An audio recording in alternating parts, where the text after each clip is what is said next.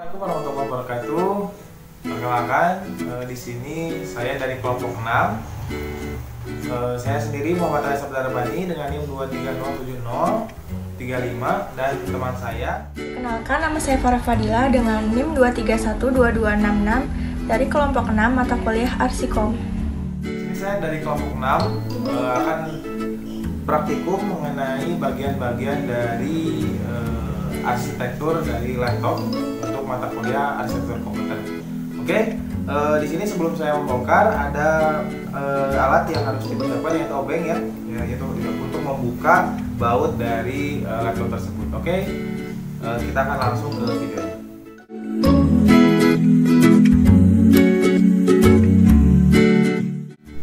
Oke guys, di sini kita sudah membuka ya. Kita buka satu-satu.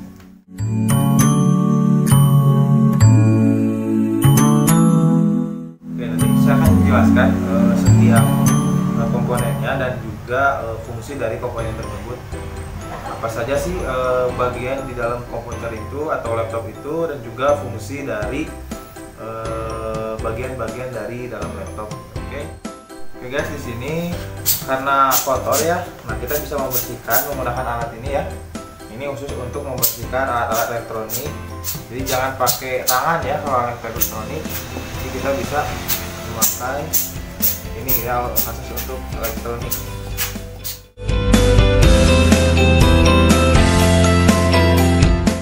Oke, di sini saya akan menjelaskan mengenai bagian-bagian dan fungsi dari dalam laptop ya. Nah, yang pertama di sini ada baterai ya. Di sini ada baterai yang gede ini.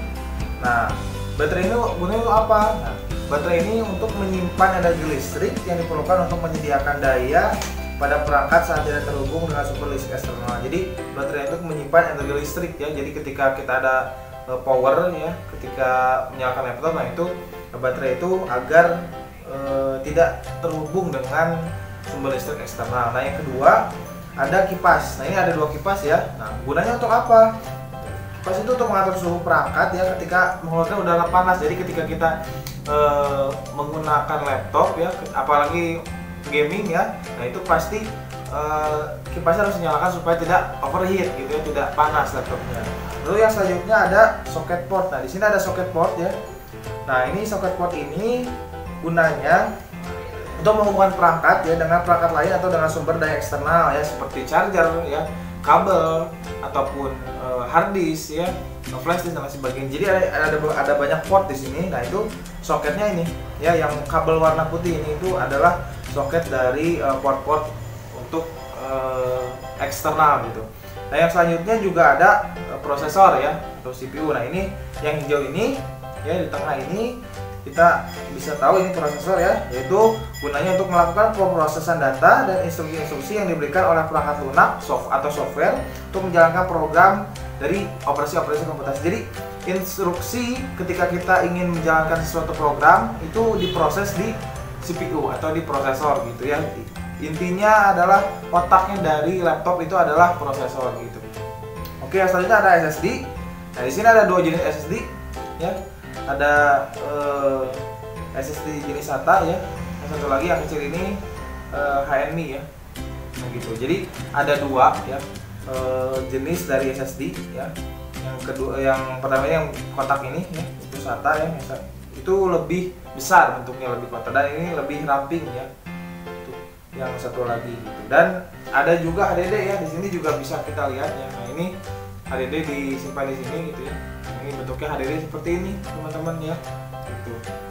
Jadi gunanya untuk apa? SSD itu untuk penyimpanan ya, dan HDD untuk lebih program yang dijalankan lebih lancar ya. Jadi lebih cepat ya SSD itu.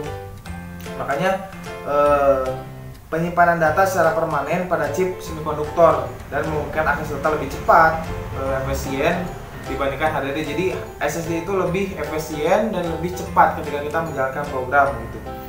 Nah, dan yang terakhir ada RAM gitu. RAM itu untuk apa? Nah, untuk menyimpan data sementara yang sedang kita gunakan oleh program dan sistem operasi agar bisa diakses secara cepat oleh prosesor. Jadi RAM itu ketika kita menyimpan data sesuatu, itu disimpan data sementaranya di RAM supaya cepat diproses oleh prosesor gitu. Jadi istilahnya ketika kita menjalankan program itu disimpan di otaknya dulu supaya dijalankan lebih cepat. Jadi RAM itu gunanya adalah penyimpanan data sementara, kurang lebih gitu teman-teman. Oke, mungkin penjelasan dari saya cukup sekian, mudah-mudahan bermanfaat ya. Kembali kita lanjut ke proses tutup lagi ya, penutupan bongkar pasang ini. Oke, baik.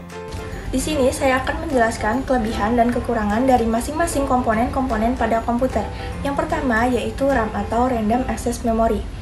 Kelebihannya yaitu mempercepat akses data, memungkinkan multitasking yang lancar, dan meningkatkan kinerja sistem secara keseluruhan.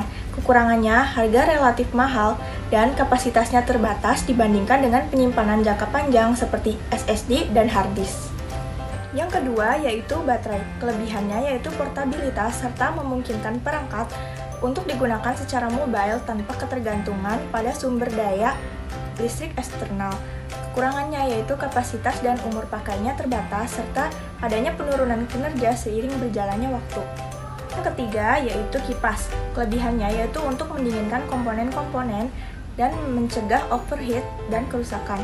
Kekurangannya yaitu menghasilkan kebisingan saat beroperasi dan terkadang dapat menjadi titik kegagalan dalam sistem. Yang keempat yaitu socket port. Kelebihannya memudahkan penggantian atau peningkatan CPU atau GPU tanpa perlu mengganti seluruh motherboard. Kekurangannya yaitu tergantung pada kecepatan dan kompatibilitas dengan komponen lainnya.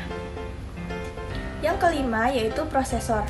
Kelebihannya yaitu untuk mengelola dan mengeksekusi instruksi dengan cepat serta meningkatkan kinerja sistem secara keseluruhan. Kekurangannya yaitu harga yang cukup tinggi untuk model-model kelas atas serta panas yang dihasilkan memerlukan pendinginan yang efektif. Yang keenam yaitu SSD atau Solid State Drive. Kelebihannya yaitu memiliki waktu akses yang cepat, serta meningkatkan kecepatan booting dan loading aplikasi, serta tidak memiliki bagian yang rentan terhadap kerusakan. Kekurangannya yaitu harga yang cenderung lebih mahal dibandingkan dengan hard disk dengan kapasitas penyimpanan yang sama, dan umumnya memiliki kapasitas penyimpanan yang terbatas dibandingkan dengan hard disk. Yang terakhir yaitu hard disk. Kelebihannya yaitu kapasitas penyimpanan yang lebih besar dengan harga yang terjangkau dibandingkan dengan SSD.